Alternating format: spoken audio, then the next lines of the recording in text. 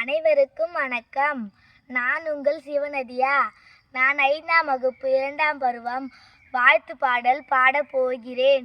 எதனாலே எதனாலே பலவண்ண வானவில் எதனாலே விண்மீன் ஒளிர்வது எதனாலே ரோஜாப்பூ சிவப்பது எதனாலே இலைகள் உதிர்வது எதனாலே மின்மினி மின்னுவது எதனாலே பறவைகள் பறப்பது எதனாலே மின்னல் மின்னுவது எதனாலே மேகம் கருப்பது எதனாலே கடலில் அலைகள் எதனாலே அனைத்தின் காரணம் கண்டறிந்தால் அறிஞன் ஆகலாம் அதனாலே.